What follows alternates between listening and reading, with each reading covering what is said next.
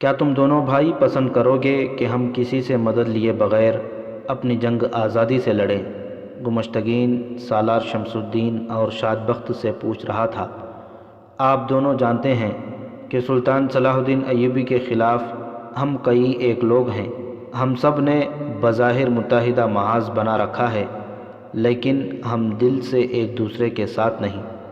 الملک الصالح بچہ ہے اور جن امرا کے ہاتھوں میں کھیل رہا ہے وہ صلاح الدین ایوبی کو شکست دے کر الصالح کو باہر پھینک دیں گے اور خود مختار حاکم بن جائیں گے۔ موصل کا حاکم سیف الدین بھی ہمارا دوست ہے اور صلاح الدین کا دشمن، لیکن وہ بھی اپنی ریاست الگ بنانا چاہتا ہے۔ آپ کو معلوم ہے کہ میں نے ہیران کے گرد و نواح سے کافی فوج تیار کر لی ہے۔ میں نے صلیبی حکمران رینالڈ کو اور اس کے تمام جنگی قیدیوں کو اس معاہدے کے تحت آزاد کر دیا تھا کہ میں صلاح الدین ایوبی کے مقابلے میں آؤں تو صلیبی اگر میری مدد براہ راست نہ کریں تو عقب سے یا پہلو سے صلاح الدین ایوبی پر حملہ کر دیں یا اسے حملے کا دھوکہ دے کر اس کی توجہ مجھ سے ہٹا دیں۔ اگر ہم کامیاب ہو گئے تو ایک وسیع و عریض علاقہ آپ کی علمبرداری میں ہوگا۔ مجھے امید ہے کہ ہم سلطان صلاح الدین ایوبی کو شکست دے سکیں گے۔ وہ صلیبیوں کو پسپا کر سکتا ہے۔ صلیبی اس کی جنگی چالوں سے واقف نہیں۔ ہم واقف ہیں اور ہم بھی مسلمان ہیں۔ اگر اس کی فوج بے جگری سے لڑ سکتی ہے تو ہم اس سے زیادہ بہادری کا ثبوت دے سکتے ہیں۔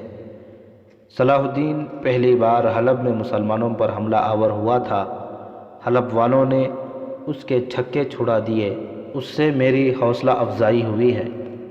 شمس الدین اور شاد بخت نے اسے بالکل نہ کہا کہ مسلمان کو مسلمان کے خلاف نہیں لڑنا چاہیے، اور صلیبی جو ہم سب کے دشمن ہیں ہمیں مدد کا دھوکہ دیں گے، مدد نہیں دیں گے۔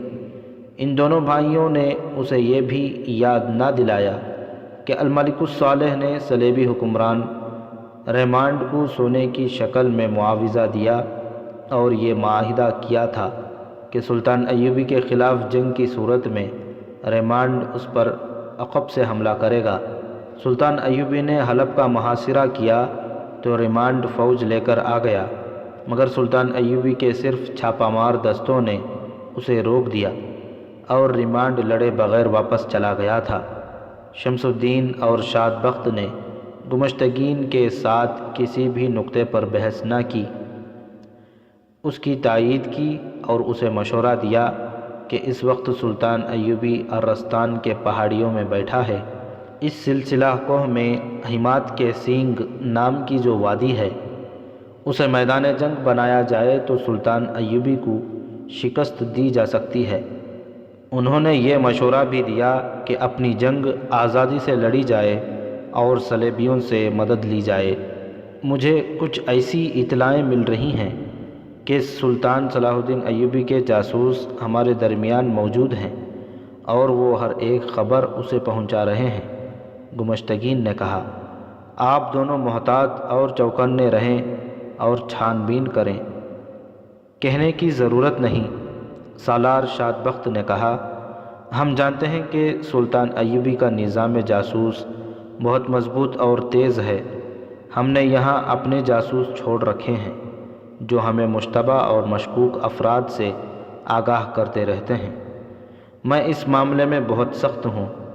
گمشتگین نے کہا، اگر مجھے اپنے بیٹے کے متعلق بھی شک ہوا کہ جاسوس ہے تو میں اسے بھی شکنجے میں ڈال دوں گا، ذرہ بھر رحم نہیں کروں گا۔ گمشتگین کے وہم و گمان میں بھی نہ تھا کہ وہ جن دو سالاروں سے اتنے نازک مشورے لے رہا ہے وہ سلطان ایوبی کے جاسوس ہیں۔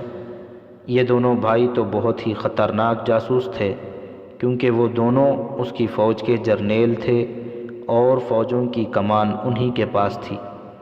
گمشتگین سے فارغ ہو کر وہ جب اکیلے بیٹھے تو انہوں نے آپس میں یہ اسکیم بنائی کہ وہ جب فوج لے کر سلطان ایوبی کے خلاف جائیں گے تو اسے اپنی پیش قدمی کے متعلق پہلے اطلاع دے دیں گے۔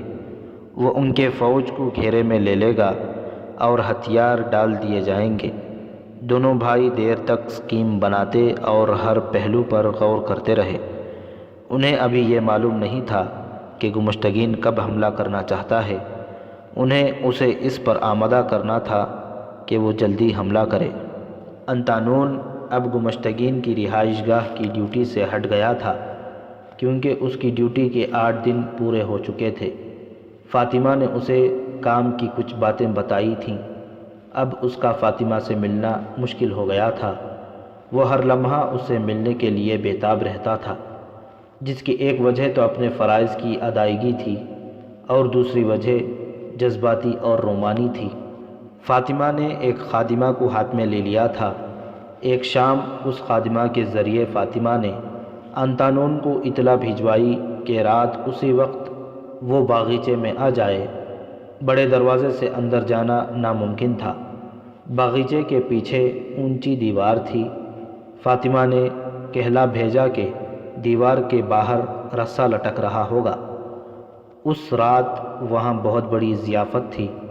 گمشتگین نے ایسے تمام بڑے بڑے لوگوں کو مدعو کیا تھا جو جنگ میں اس کے مددگار ہو سکتے ہیں۔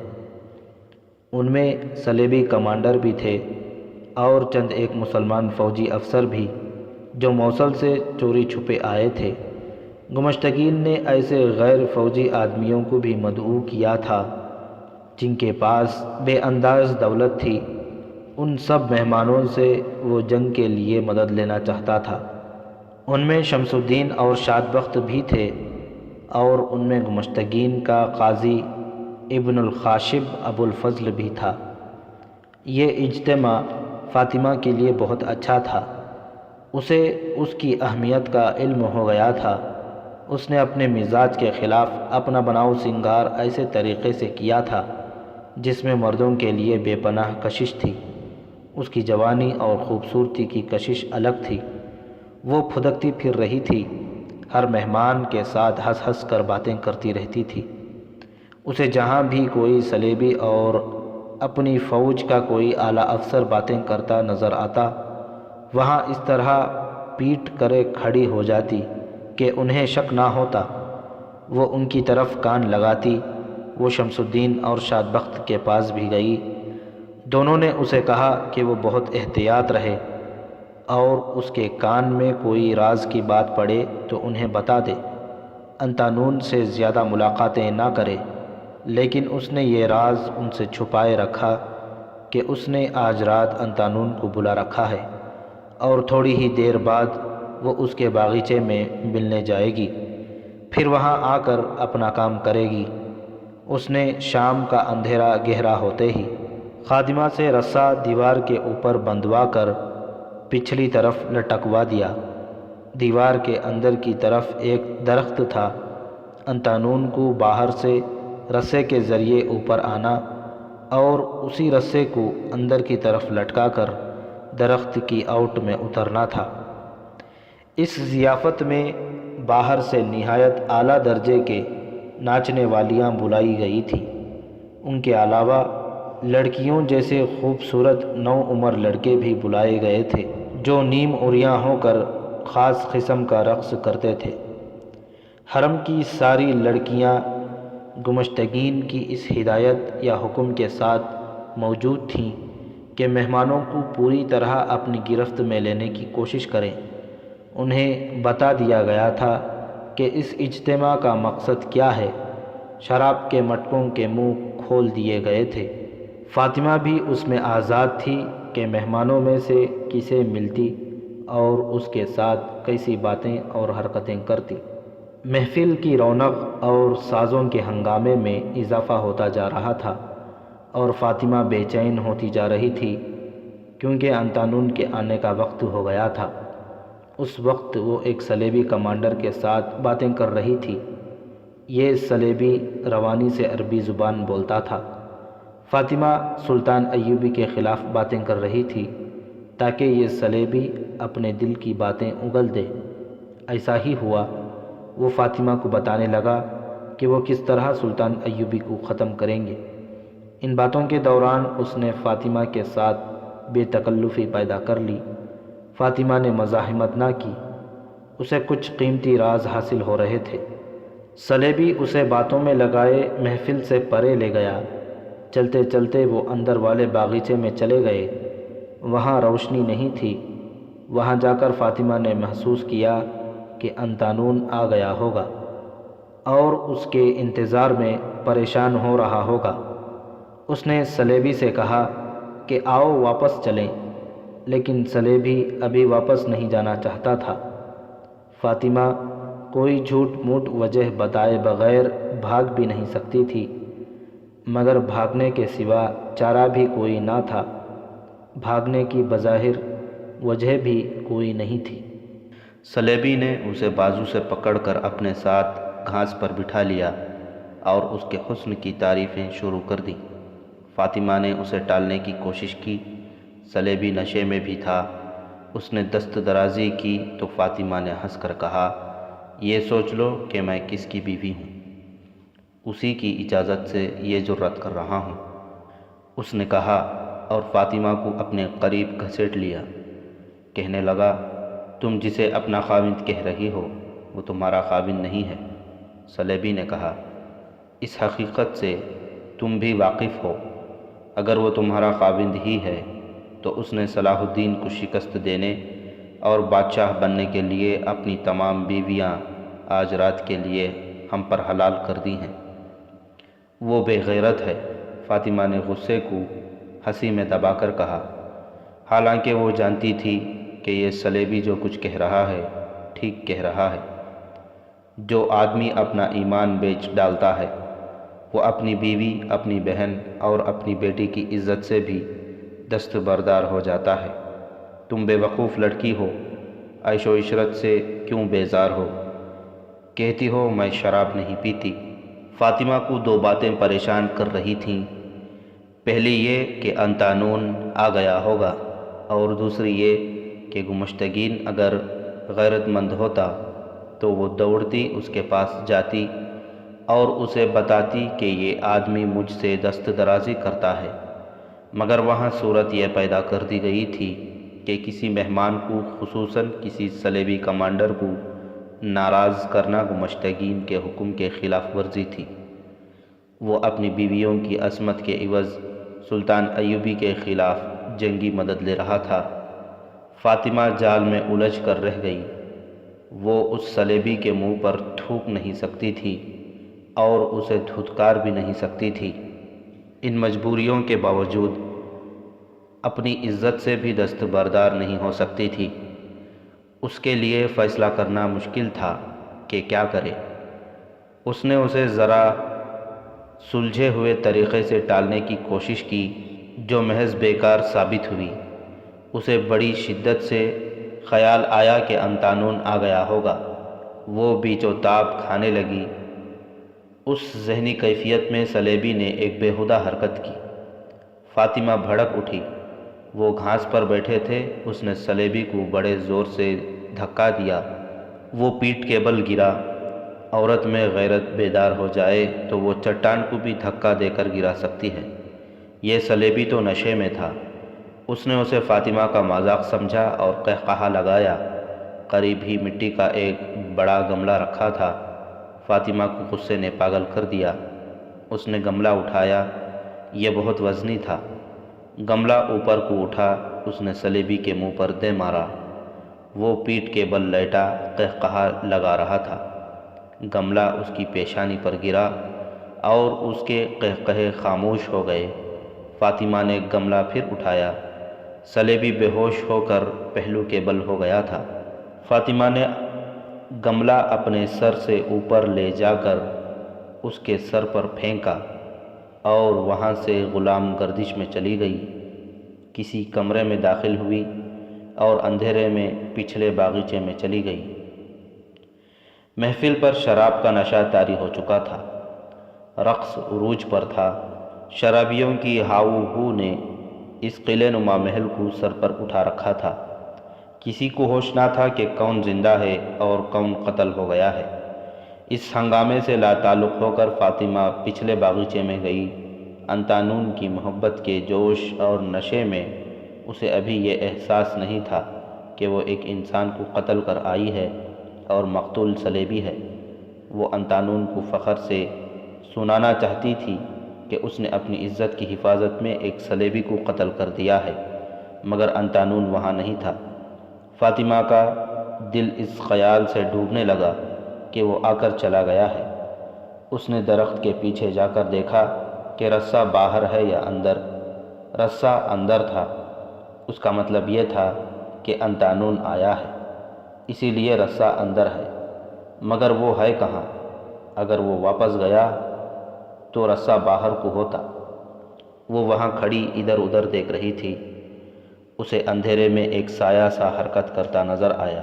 اس نے غور سے دیکھا، اس کی خادمہ معلوم ہوتی تھی۔ فاطمہ نے اسے آہستہ سے آواز دی، وہ خادمہ ہی تھی۔ فاطمہ کی طرف دوڑی گئی۔ اس نے فاطمہ سے کہا، اسے یہاں نہ ڈھونڈو، وہ آیا تھا، میں اس کے انتظار میں چھپ کر کھڑی تھی۔ میں نے اسے دیوار پر دیکھا، اس نے رسہ اندر پھینکا اور اترنے لگا۔ ادھر سے 2 آدمی آتے نظر آئے۔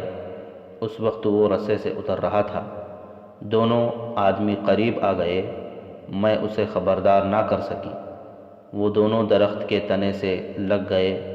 وہ جوں ہی اترا، ان دونوں نے اسے ایسا جکڑا کہ وہ ان سے آزاد نہ ہو سکا۔ میں آپ کو ڈھونڈتی رہی، لیکن میں مہمانوں میں نہیں جا سکتی تھی۔ فاطمہ کو چکر آ گیا، اور جب اسے یہ خیال آیا کہ وہ ایک صلیبی کو قتل کر آئی ہے تو اس کے ہوش اڑ گئے۔ یہ الف لیلہ کی پر اسرار اور طلسماتی دنیا تھی جسے فاطمہ جیسی لڑکی نہیں سمجھ سکتی تھی۔ اسے حرم کی ایک لڑکی نے خبردار کیا بھی تھا کہ وہ ایک محافظ سپاہی کے ساتھ محبت کا کھیل کھیل کر غلطی کر رہی ہے۔ اسے اب یہ مسئلہ پریشان کرنے لگا کہ انطانون کو کس نے گرفتار کرایا ہے۔ یہ دونوں آدمیوں کو پہلے سے معلوم ہوگا کہ وہ آ رہا ہے۔ اب فاطمہ کو یہ خدشہ نظر آنے لگا کہ اسے بھی گرفتار کیا جائے گا۔ اسے اپنی خادمہ پر بھی شک تھا، وہ بھی تو مخبری کر سکتی تھی۔ وہ کچھ بھی نہ سمجھ سکی۔ خادمہ کو ساتھ لے کر اس نے اوپر سے رسہ کھلوایا اور اسے کہا کہ اسے کہیں چھپا دے۔ وہ خود انتہائی گھبراہٹ کے عالم میں سالار شمس الدین اور شاد بخت کی طرف دوڑی گئی۔ رقص اور شراب کی محفل گرم تھی۔ فاطمہ کو شاد بخت نظر آ گیا۔ اسے محفل کے انداز سے معلوم ہوا کہ صلیبی کے قتل کا کسی کو پتہ نہیں چلا۔ وہ خرامہ خرامہ شاد بخت تک گئی اور اسے اشارے سے بلایا۔ الگ جا کر اسے بتایا کہ وہ ایک صلیبی کو قتل کر آئی ہے۔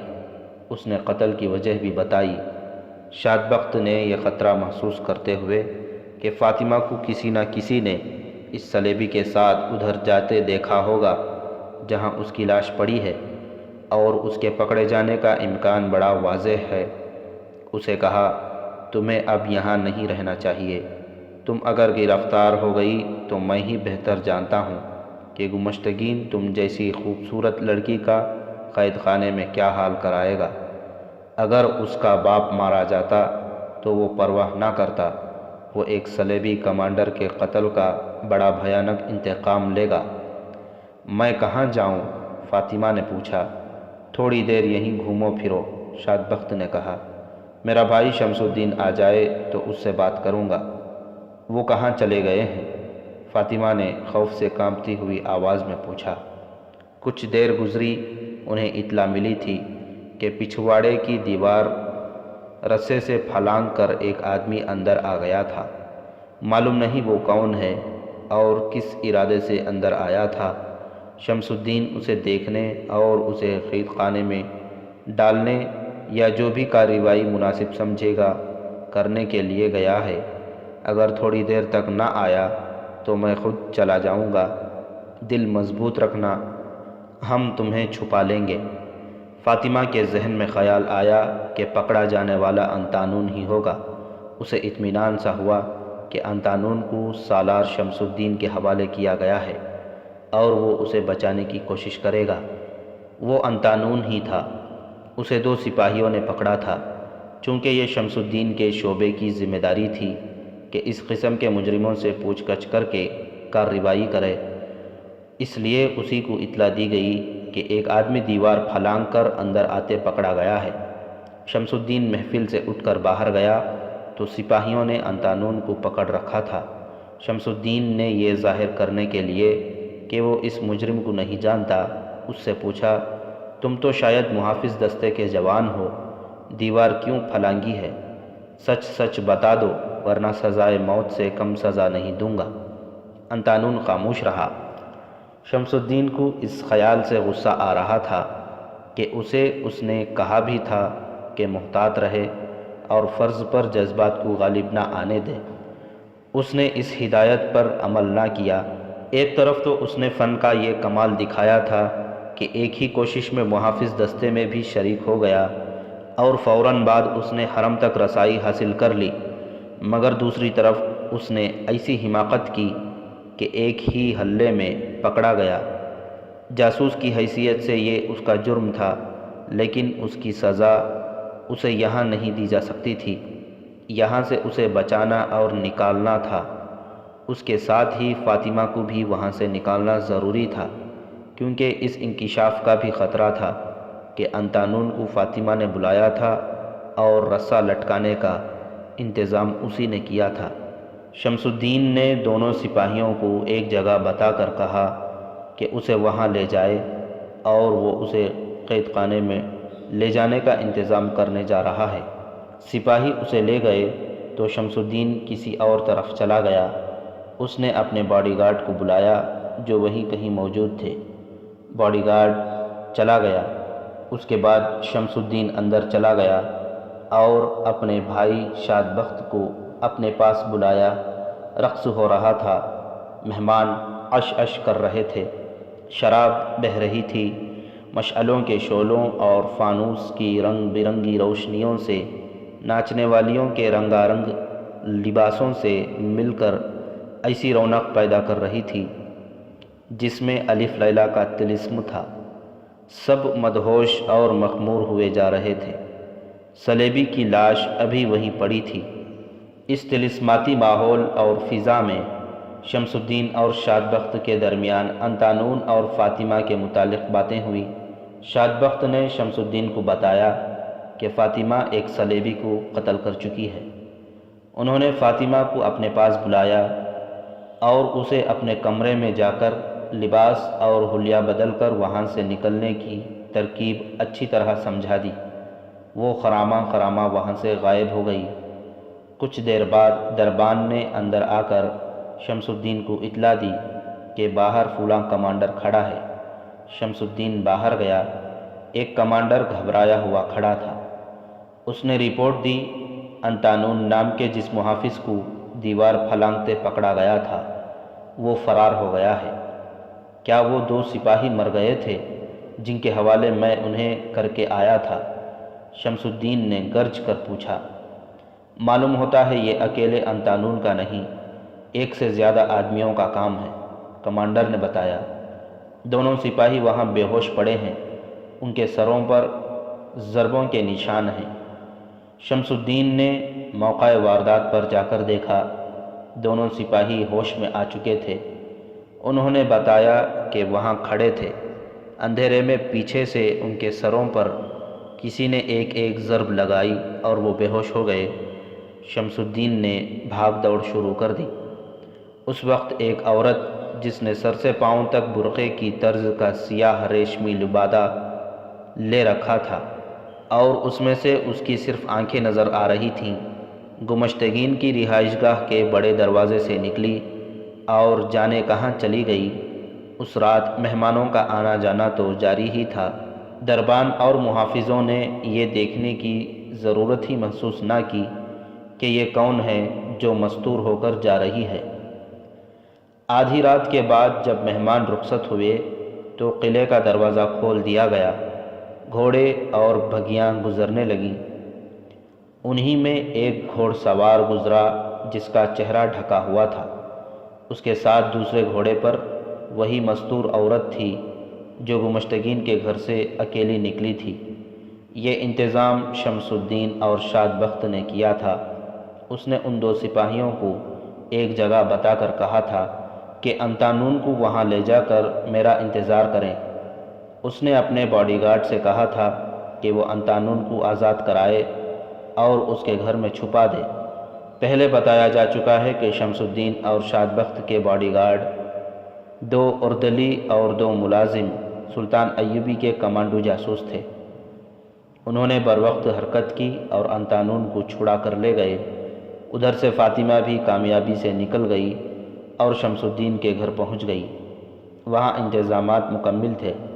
جب مہمان نکلے تو انہیں گھوڑے دے کر وہاں سے نکال دیا گیا۔ یہ رات تو رقص اور شراب کی مدہوشی میں گزر گئی۔ اگلی صبح سلیبی کی لاش دیکھی گئی اور گمشتگین کو یہ اطلاع بھی ملی کہ اس کا ایک محافظ اور اس کے حرم کی ایک لڑکی لاپتہ ہے۔ اس نے یہ حکم دے دیا کہ جن 2 سپاہیوں کی حراست میں انتانون بھاگا ہے ان دونوں کو عمر بھر کے لیے قید خانے میں ڈال دیا جائے۔ انتانون اور فاطمہ کا فرار سب کو بھول ہی گیا، کیونکہ گمشتگین کے صلیبی دوستوں نے اپنے ایک کمانڈر کے قتل پر اودھم بپا کر دیا تھا۔ انہیں دراصل اپنے کمانڈر کے مارے جانے پر اتنا افسوس نہیں تھا جتنا انہوں نے غل غبارہ مچایا تھا۔ وہ دراصل گمشتگین کے ساتھ ناراضگی کا اظہار کر کے اس سے کچھ اور مراعات لینا چاہتے تھے اور یہ شرح دینا چاہتے تھے کہ وہ سلطان صلاح الدین ایوبی پر حملہ کر دے۔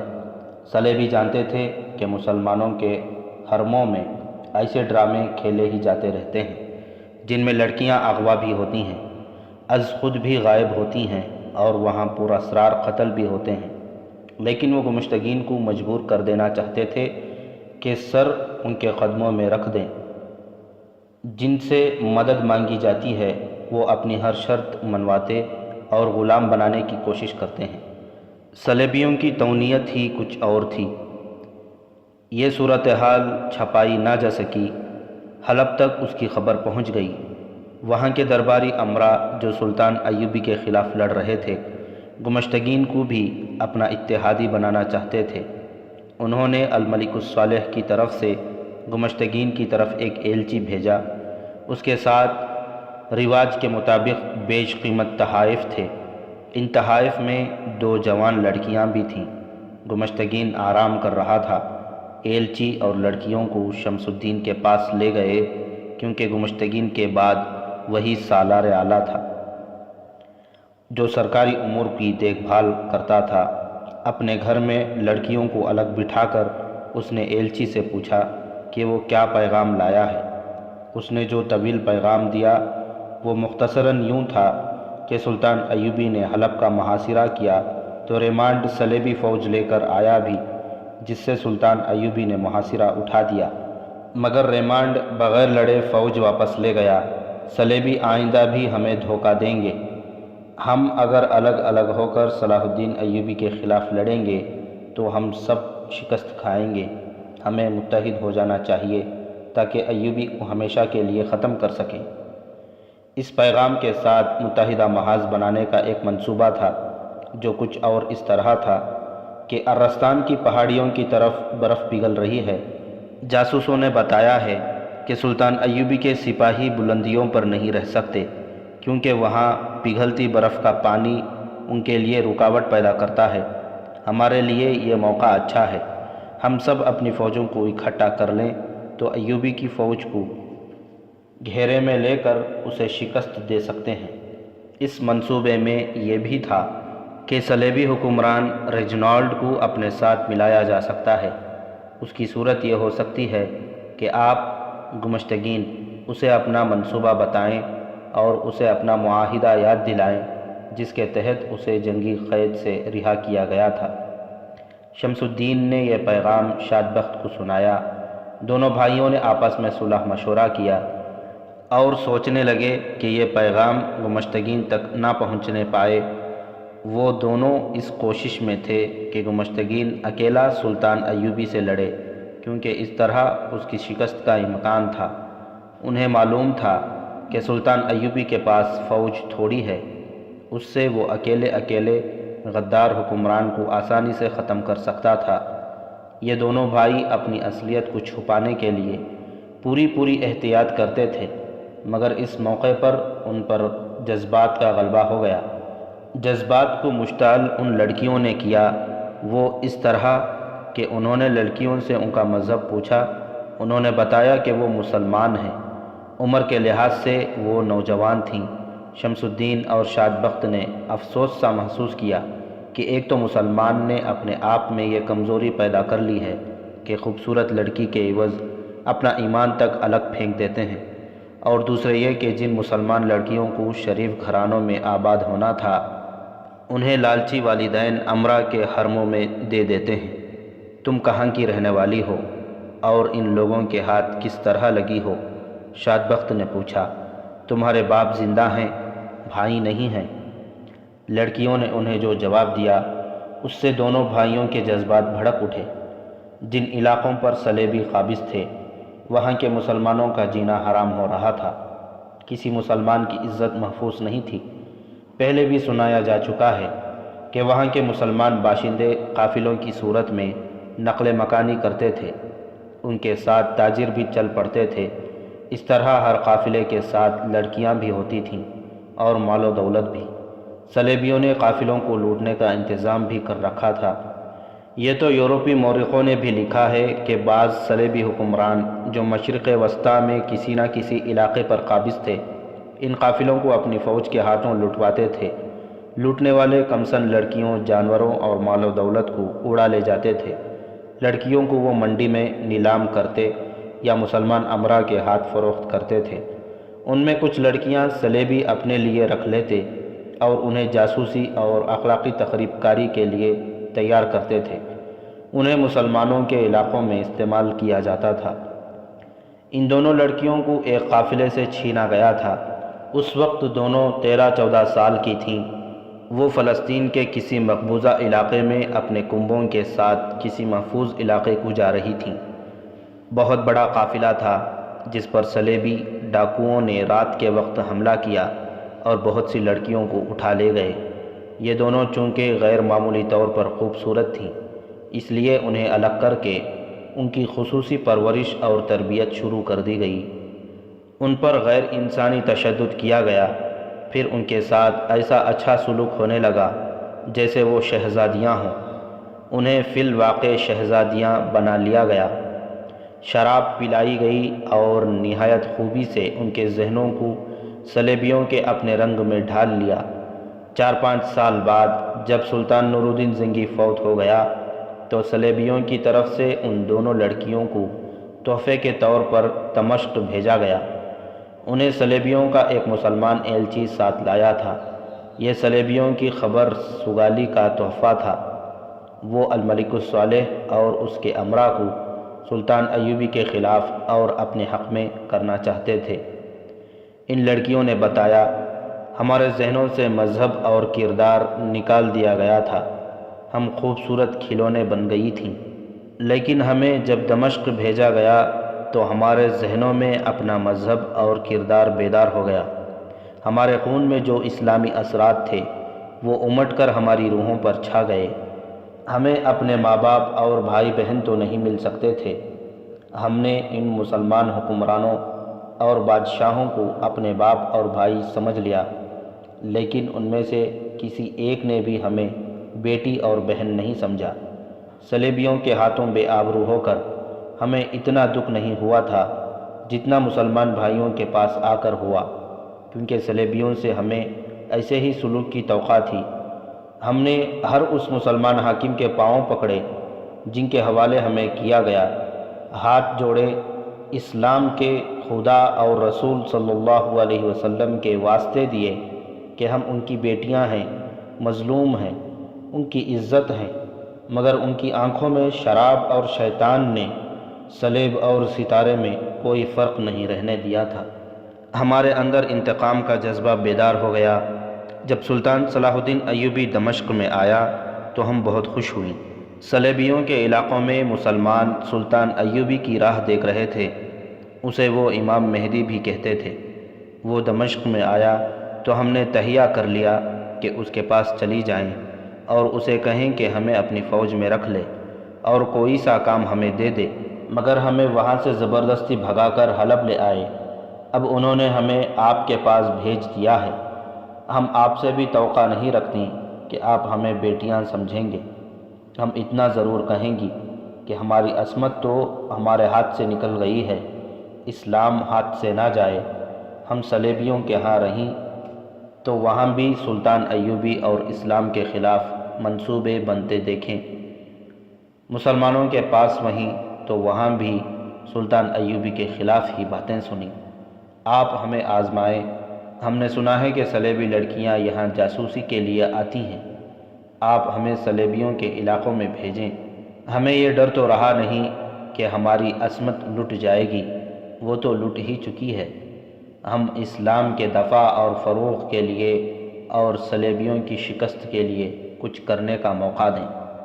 ان لڑکیوں کی یہ رویداد ایسی تھی جس نے شمس الدین اور شاد بخت کو شدید جذباتی جھٹکا دیا۔ انہوں نے لڑکیوں سے کہا کہ انہیں اب کسی عیش پرست حکمران کے حوالے نہیں کیا جائے گا۔ وہ باتیں کر ہی رہے تھے کہ باڈی گارڈ نے اندر آ کر انہیں اطلاع دی کہ قاضی صاحب آئے ہیں۔ دونوں بھائی ملاقات والے کمرے میں چلے گئے۔ وہاں ہیران کا قاضی ابن الخاشب ابو الفضل بیٹھا تھا۔ وہ ادھیڑ عمر آدمی تھا۔ اس نے کہا، سنا ہے حلب سے ایلچی آیا ہے اور پیغام کے ساتھ تحفے بھی لایا ہے۔ ہاں، شاد بخت نے کہا، قلعے دار سوئے ہوئے ہیں، میں نے ایلچی کو اپنے پاس روک لیا ہے، میں وہ 2 تحفے دیکھنے آیا ہوں۔ ابن الخاشب نے آنکھ مار کر کہا، ان کی ایک جھلک دکھا دو۔ دونوں بھائی جانتے تھے کہ یہ قاضی کس خماش کا انسان ہے۔ وہ گمشتگین پر چھایا ہوا تھا۔ شمس الدین نے دونوں لڑکیوں کو اس کمرے میں بلایا۔ قاضی نے انہیں دیکھا تو اس کی آنکھیں پھٹنے لگیں، اس کے منہ سے حیرت زدہ سرگوشی نکلی، آفرین، ایسا حسن۔ شمس الدین نے لڑکیوں کو دوسرے کمرے میں بھیج دیا۔ قاضی نے کہا، انہیں میرے حوالے کر دو، میں خود قلعے دار کے سامنے لے جاؤں گا۔ اس کی آنکھوں سے شیطان جھانک رہا تھا۔ آپ قاضی ہیں، شمس الدین نے اسے کہا، قوم کی نظروں میں آپ کا مقام گمشتگین سے زیادہ بلند ہے، آپ کے ہاتھ میں عدل اور انصاف ہے۔ قاضی نے قہقہا لگایا اور کہا، تم فوجی احمق ہوتے ہو، تم شہری امور کو نہیں سمجھ سکتے۔ وہ قاضی مر گئے ہیں جن کے ہاتھ میں اللہ کا قانون اور عدل و انصاف ہوا کرتا تھا۔ وہ اپنے حکمران سے نہیں خدا سے ڈرا کرتے تھے، مگر حکمران بھی ان کے ڈر سے کسی کے ساتھ بے انصافی نہیں کرتے تھے۔ اب حکمران اسے قاضی بناتے ہیں جو ان کی بے انصافیوں کو جائز قرار دے اور جو قانون کو نہیں حکمران کو خوش رکھے۔ میں اپنے خدا کا نہیں، اپنے حکمران کا قاضی ہوں، اور یہ اسی کا نتیجہ ہے کہ کفار تمہارے دلوں پر قابض ہو گئے ہیں۔ شاد بخت نے کہا، ایمان فروش حکمران کا قاضی بھی ایمان فروش ہوتا ہے۔ تم جیسے قاضیوں اور منصفوں نے امت رسول اللہ صلی اللہ علیہ وسلم کو یہاں تک پہنچا دیا ہے جہاں ہمارے امراء اور حکمران اپنی ہی بیٹیوں کی عصمتوں سے کھیل رہے ہیں۔ یہ آپ کے مسلمان بچیاں ہیں جنہیں آپ اپنے ساتھ لے جانا چاہتے ہیں۔ قاضی پر شیطان کا اتنا غلبہ تھا کہ اس نے شمس الدین اور شاد بخت کی باتوں کو مذاق میں اڑانے کی کوشش کی اور ہنس کر کہا، ہندی مسلمان مردہ دل ہوتے ہیں، تم ہندوستان سے یہاں کیوں چلے آئے تھے؟ غور سے سنو میرے دوست، شمس الدین نے کہا، میں تمہاری عزت صرف اس لیے کرتا رہا کہ تم قاضی ہو، ورنہ تمہاری اصلیت اتنی سی ہے کہ تم میرے ماتحت کمانڈر تھے۔ تم نے خوشامد اور چاپلوسی سے یہ مقام حاصل کر لیا ہے۔ میں تمہاری غیرت کو بیدار کرنے کے لیے تمہیں بتاتا ہوں کہ ہم ہندوستان سے کیوں آئے تھے۔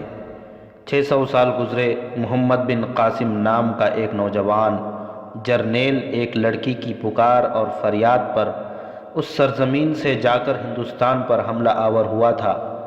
تم جانتے ہو ہندوستان کتنی دور ہے؟ تم اندازہ کر سکتے ہو کہ اس لڑکے نے فوج کس طرح وہاں پہنچائی ہوگی؟ تم خود فوجی ہو، اچھی طرح سمجھ سکتے ہو کہ اس نے مرکز سے اتنی دور جا کر رسد اور کمک کے بغیر جنگ کس طرح لڑی ہوگی۔ جذبات سے نکل کر اس کے عملی پہلو پر غور کرو۔ اس نے ایسی مشکلات میں فتح حاصل کی جن میں شکست کے امکانات زیادہ تھے۔ اس نے صرف فتح ہی حاصل نہیں کی، ہندوستانیوں کے دلوں پر قبضہ کیا اور کسی ظلم و تشدد کے بغیر اس کفرستان میں اسلام پھیلا دیا۔ پھر وہ نہ رہا جنہوں نے اتنی دور جا کر ایک لڑکی کی عصمت کا انتقام لیا اور اسلام کا نور پھیلایا تھا، دنیا سے اٹھ گئے، اور وہ ملک ان بادشاہوں کے ہاتھ آیا جو مجاہدین کے قافلے میں تھے ہی نہیں۔ انہیں وہ ملک مفت مل گیا، انہوں نے وہاں وہی حرکتیں شروع کر دیں جو آج یہاں ہو رہی ہیں۔ ہندو اسی طرح مسلمانوں پر غالب آتے گئے جس طرح یہاں صلیبی غالب آ رہے ہیں۔ سلطنت اسلامیہ سکڑنے لگی، اور جب ہم جوان ہوئے تو اس سلطنت کی جڑیں بھی خشک ہو چکی تھیں جسے محمد بن قاسم اور اس کے غازیوں نے خون سے سینچا تھا۔ مسلمان حکمرانوں نے عرب سے رشتہ توڑ لیا۔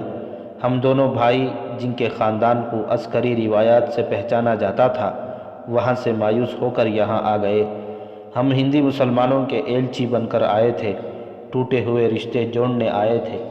سلطان نور الدین زنگی سے ملے تو اس نے بتایا کہ وہ ہندوستان کا رخ کس طرح کر سکتا ہے۔ عرب کی سرزمین غداروں سے بھری پڑی ہے۔ زنگی مرحوم دور کے کسی محاذ پر اس لیے نہیں چاہتا تھا کہ اس کی غیر حاضری میں ادھر بغاوت ہو جائے گی جس سے صلیبی فائدہ اٹھائیں گے۔ ہمیں یہ دیکھ کر افسوس ہوا کہ ہندوستان میں ہندو مسلمانوں کے کردار پر غالب آ گیا اور یہاں صلیبی غالب آ گیا ہے۔ زنگی نے ہمیں اپنی فوج میں رکھ لیا، اور جب گمشتگین، سیف الدین اور عز الدین وغیرہ نے صلیبیوں کے ساتھ درپردہ گٹھ جوڑ شروع کر دیا تو سلطان زنگی مرحوم نے ہم دونوں کو گمشتگین کی فوج میں اس مقصد کے لیے بھیج دیا کہ ہم اس پر نظر رکھیں کہ اس کی خفیہ سرگرمیاں کیا ہیں۔ یعنی تم دونوں جاسوس ہو؟ قاضی ابن الخاشب نے طنزیہ کہا۔ میری بات سمجھنے کی کوشش کرو، شمس الدین نے کہا۔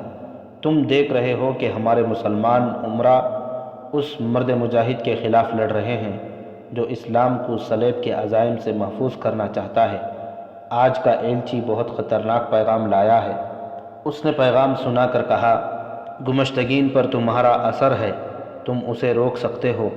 تم اگر ہمارا ساتھ دو تو آؤ گمشتگین کو اس پر قائل کریں کہ وہ غداروں کے ساتھ اتحاد کرنے کے بجائے سلطان ایوبی کے ساتھ مل جائے، ورنہ اسے ایسی شکست ہوگی جو اسے ساری عمر قید خانے میں بند رکھے گی۔ اس سے پہلے میں تم دونوں کو قید خانے میں بند کرواتا ہوں، ابن الخاشب نے کہا۔ دونوں لڑکیاں میرے حوالے کر دو۔ وہ اٹھ کر اس کمرے کی طرف جانے لگا جس میں لڑکیاں تھیں۔ شادبخت نے اسے بازو سے پکڑ کر پیچھے کیا۔ اس نے شادبخت کو دھکا دیا۔ شادبخت نے اسے منہ پر اتنی زور سے گھونسا مارا کہ وہ پیچھے کو گرا۔ شمس الدین وہاں کھڑا تھا۔ اس نے اپنا ایک پاؤں اس کے شہ رگ پر رکھ کر دبایا، اور ایسا دبایا کہ تڑپ کر بے حس ہو گیا۔ دیکھا وہ مر چکا تھا۔ ان بھائیوں کا ارادہ قتل کا تھا یا نہیں، وہ مر گیا۔ انہوں نے سوچا کہ اب پکڑے تو جانا ہی ہے۔ انہوں نے اپنے دونوں اردلیوں کو بلایا، انہیں 4 گھوڑے تیار کرنے کو کہا۔ دونوں تیار ہو گئے۔ گھوڑے تیار ہو گئے تو انہوں نے 2 گھوڑوں پر دونوں لڑکیوں کو بٹھایا، اردلیوں کو تلواریں اور تیر و کمان دے کر دوسرے گھوڑوں پر سوار ہونے کو کہا۔ وہ اور شادبخت ان کے ساتھ گئے اور قلعے کا دروازہ کھلوا کر ان چاروں کو بھاگ جانے کو کہا۔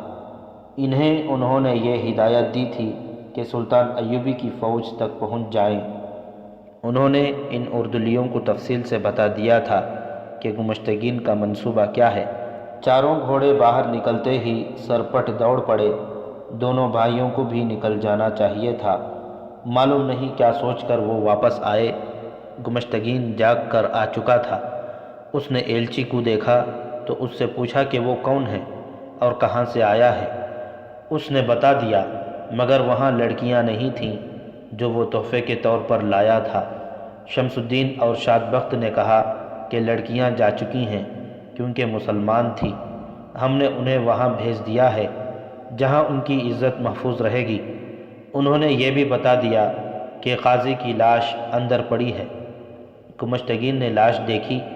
ایلچی دوسرے کمرے میں ان دونوں بھائیوں کی وہ باتیں سن رہا تھا جو وہ قاضی ابن الخاشب سے کہہ رہے تھے۔ گمشتگین جل اٹھا۔ اس نے سالار شمس الدین علی اور سالار شاد بخت علی کو قید خانے میں ڈال دیا۔ ہیران کے قلعے سے دور 4 گھوڑ سوار سرپٹ گھوڑے دوڑاتے نہایت قیمتی راز سلطان صلاح الدین ایوبی کے لیے لے جا رہے تھے، اور اس وقت ارستان کی پہاڑیوں میں سلطان صلاح الدین ایوبی حسن بن عبداللہ سے پوچھ رہا تھا کہ ان دونوں بھائیوں کی طرف سے کوئی اطلاع نہیں آئی۔